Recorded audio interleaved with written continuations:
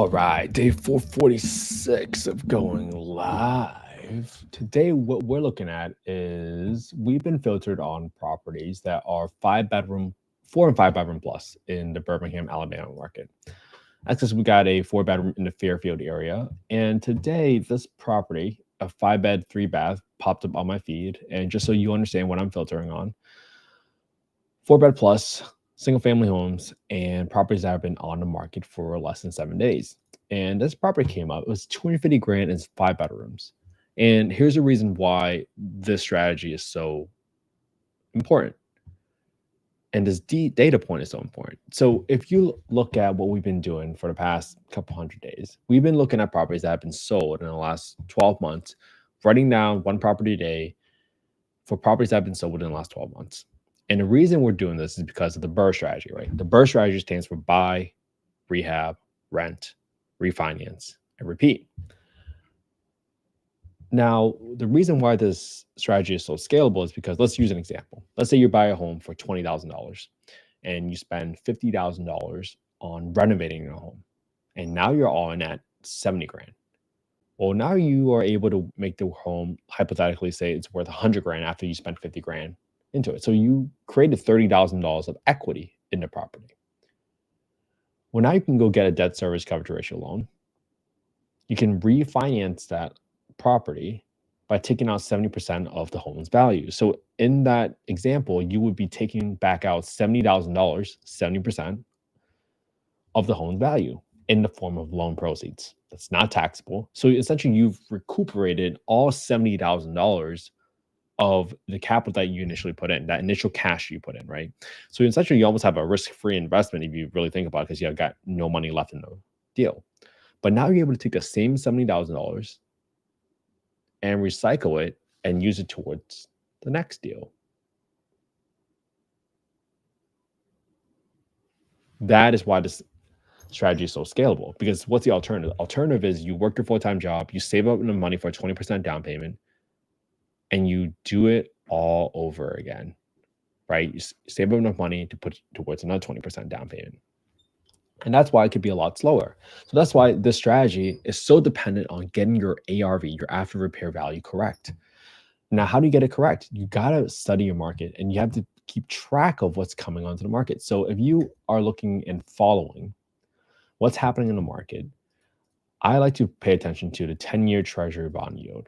And the reason you want to pay attention to 10-year treasury yield is, oh, look, it just went up by 8 points yesterday and today.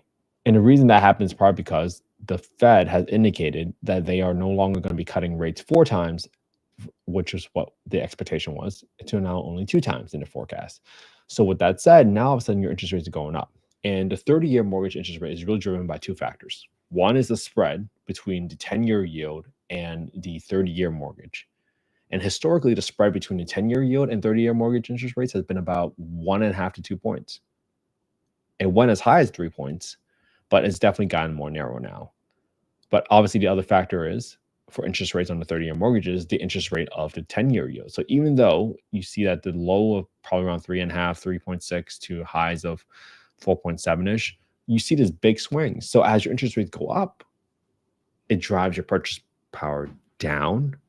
So that will also lower your purchase prices, right? So if you get caught in this area where you're thinking your ARV is going to be this, but then interest rates go up and it stays steady at a very high elevated rate, now all of a sudden your entire market is going to bring down the purchase prices, right? So you might have thought you were going to get back out all your capital in that scenario, but you no longer are going to be able to do that because of what is happening in the macroeconomic market. So that's something you want to pay really close attention to. And that's why we are capturing the details of properties that are coming on the market, not just sold properties, but properties that are coming on the market so that we can keep our pulse on what's happening. All right, so this property is in 35208. And let me write down the details for this property. So I'm going to copy the URL so I can stay on top of it. And then I am going to have this right here, 5 bed, 3 bath. This is a 2,059 square foot, 1940 year built, 1920. And my sold price is going to be listed at 249,900. List 249,900. This was listed today or yesterday. Let's see.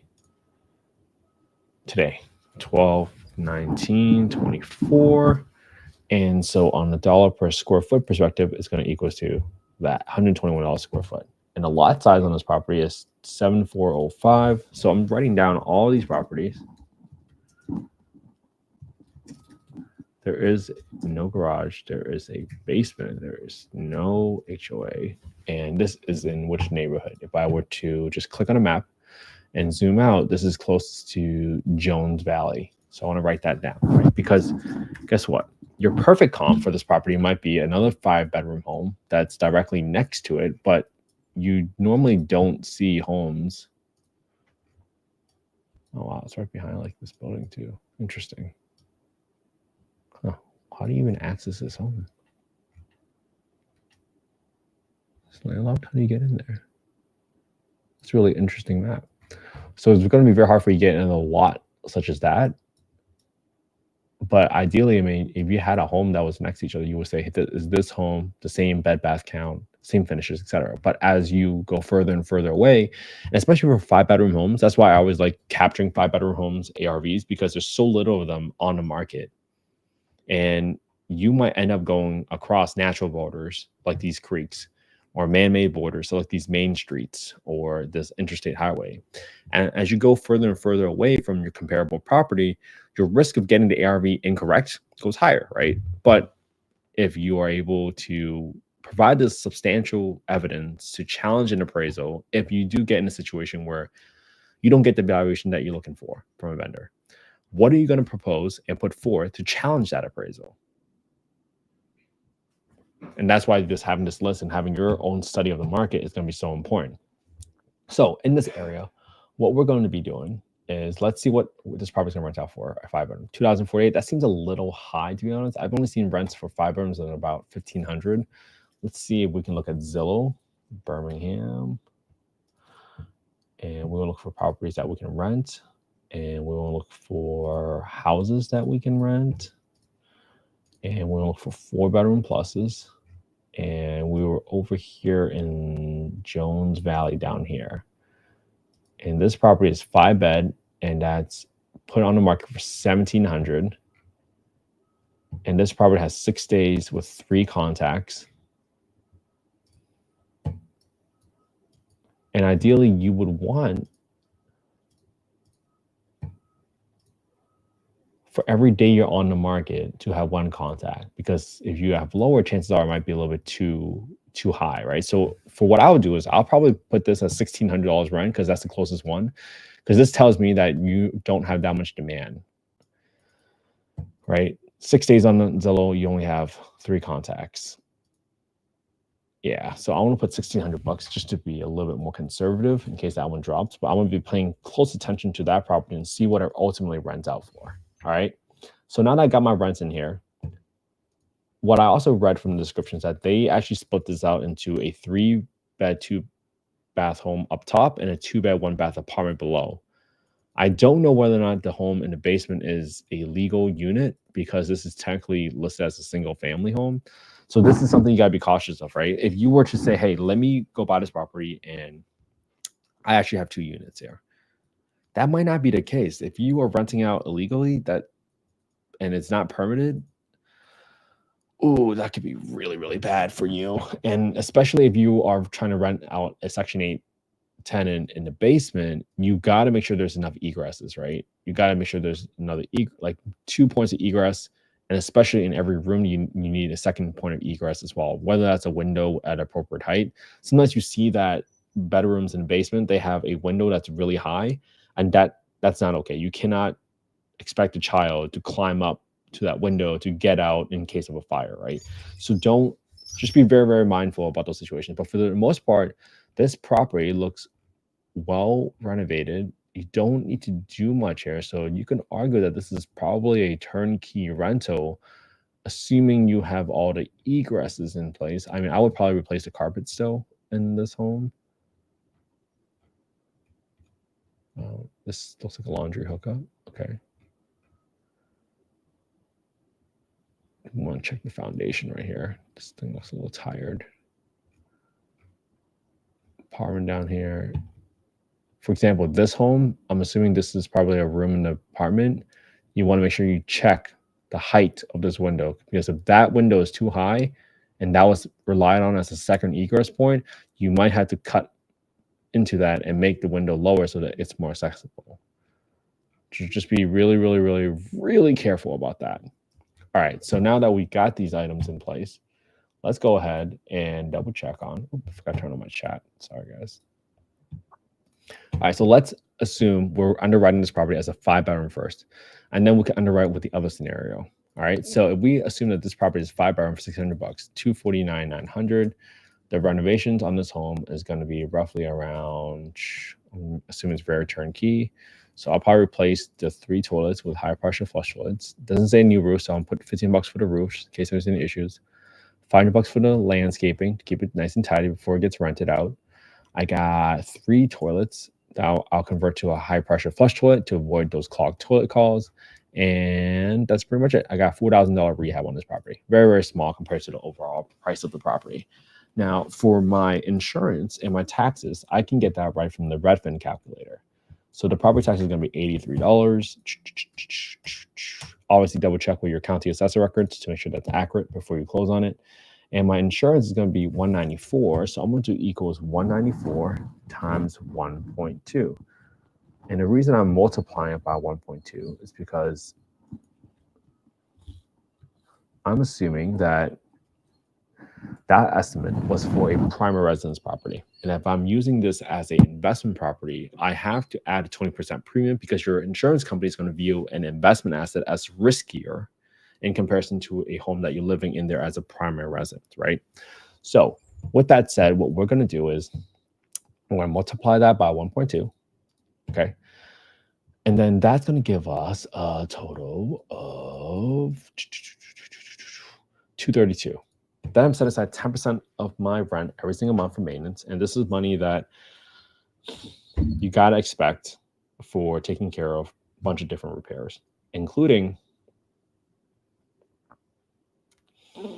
you know, that roof is going to get replaced at some point. You know that HVAC is going to get replaced at some point. So let's say you get a roof replacement bill, which is the bill that we just got for one of our properties for $15,000, $16,000. And you didn't set aside $160 every single month for that property. Well, you would have been underestimating your expenses and overestimating your profitability because you didn't do it, right? So don't be that person. Don't be that silly person that didn't account for the expenses. Then I got 10% for property management, 5% for vacancy. So on this property, if I do 25% down, which would be a 62.5K down payment, then in K7, I got 7.5% for interest rates. So my financing amount is going to equal to my B4, my asking price, minus my down payment percentage, E19. So I'll be financing about $187,000 at 7.5% interest rate. So with that number, assuming I can rent this out for a 5-bedroom at $1,600, I'd be negative $426 a month, and that's a negative 7% return on my capital. Assuming I bought this property for about, just use round numbers here, $250,000 with a $4,000 rehab, 25% down, 7.5% interest rate.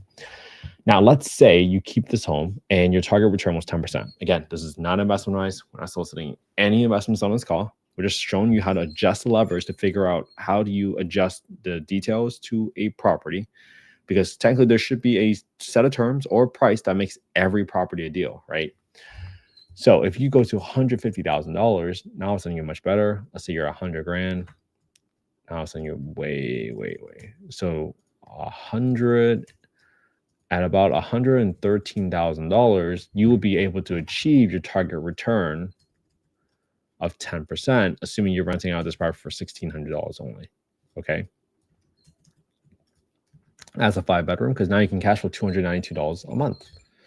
That's with a $4,000 rehab, 25% down, 7.5% interest rate.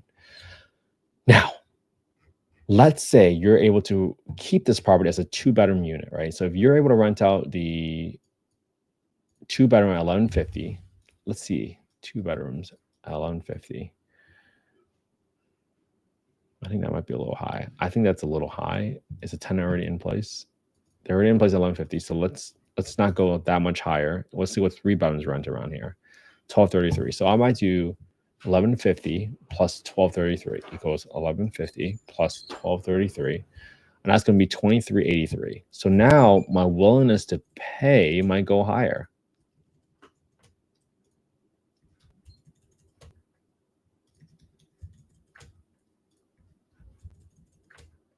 All right, so now if that is the case, and I do a 3-bedroom unit and a 2-bedroom unit, and I'm going to get 2383 for rent on this property, I will be willing to pay 190 grand, which is still $60,000 below, right? $60,000 below the 250. But this still matters because guess what? You're achieving your 10.1% return. So if you figure out and you do diligence and say, hey, I think I can rent it as a 2-unit. Then you can figure out, hey, what is my willingness to pay for this property? Assuming you don't have to increase or get permits for the secondary unit to make it code compliant, etc., then it's $4,000. But if for some reason you had to go get permits and do things over and do it right, and let's say it costs you $20,000 extra work, then all of a sudden you go down from 190 to 170 grand if your rehab turns out to be 24 grand, right? Or maybe your holding costs went up.